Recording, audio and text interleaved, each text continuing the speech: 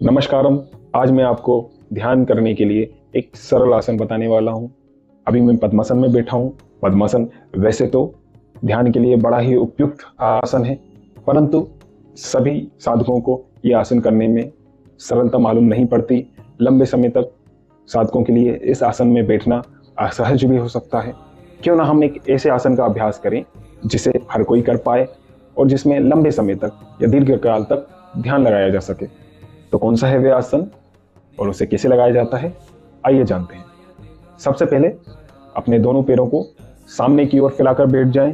दोनों पैरों को शरीर के सामने सीधा रखें। अब बाएं पैर को दाहिने पैर के नीचे से इस प्रकार मोड़ें कि बाएं पैर की एड़ी दाहिने नितंब को स्पर्श करे। दाएं पैर को बाएं पैर के ऊपर से मोड़ते हुए इस प्रकार पीछे लाएं कि दाएं पैर की एड़ी बाहिनी नितंब को स्पर्श करे। अब दाएं पैर के घुटने को इस प्रकार व्यवस्थित करें कि वे बाएं पैर के घुटने के ऊपर आ जाए। दोनों हाथों को एक दूसरे के ऊपर रखकर दाएं पैर के घुटने पर रखें या फिर दोनों पैरों के पंजे पर, जो भी आपके लिए सुविधाजनक हो। सिर, गर्दन और पीठ एकदम सीधी रखें।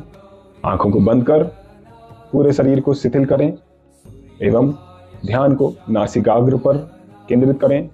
सांस के प्रति सजग रहें। इस आसन को ध्यान वीरासन कहते हैं।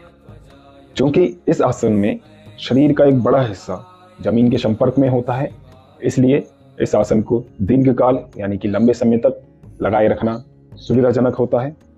ध्यान के अन्य आसनों के विकल्प के रूप में यह आसन बड़ा ही उपयोगी है।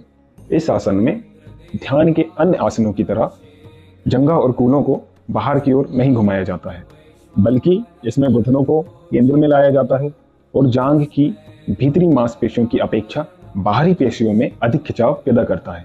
यह आसन श्रोणीय संरचना को प्रभावित करता है, इसलिए यह आसन श्रोणीय एवं प्रजनन अंगों की मालिश कर उन्हें पुष्ट बनाता है। तो कृपया इस आसन का उपयोग करें एवं अपने ध्यान को बेहतर